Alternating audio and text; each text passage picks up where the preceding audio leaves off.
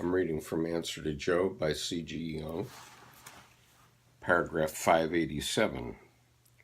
The answer to Yahweh's conundrum is therefore, it is Yahweh himself who darkens his own counsel and who has no insight.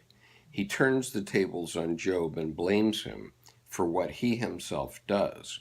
Man is not permitted to have an opinion about him, and in particular, is to have no insight which he himself does not possess. For 71 verses, he proclaims his world-creating power to this miserable victim, who sits in ashes and scratches his swords with potsherds, and who, by now, has had more than enough of superhuman violence. Job has absolutely no need for being impressed by a further exhibition of this power.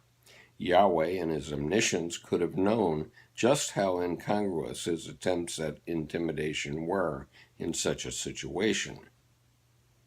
He could easily have seen that Job believes in his omnipotence as much as ever, and has never doubted it or wavered in his loyalty. Altogether, he pays so little attention to Job's real situation that one suspects him of having an ulterior motive, which is more important to him. Job is no more than the outward occasion for an inward process of dialectic in God. His thunderings at Job so completely miss the point that one cannot help but see how much he is occupied with himself. The tremendous emphasis he lays on his omnipotence and greatness makes no sense in relation to Job, who certainly needs no more convincing, but only becomes intelligible when aimed at a listener who doubts it. This doubting thought is Satan, who, after completing his evil handiwork, has returned to the paternal bosom in order to continue his subversive activity there. Yahweh must have seen that Job's loyalty was unshakable and that Satan had lost his bet. He must also have realized that, in accepting this bet, he had done everything possible to drive his faithful servant to disloyalty, even to the extent of perpetrating a whole series of crimes.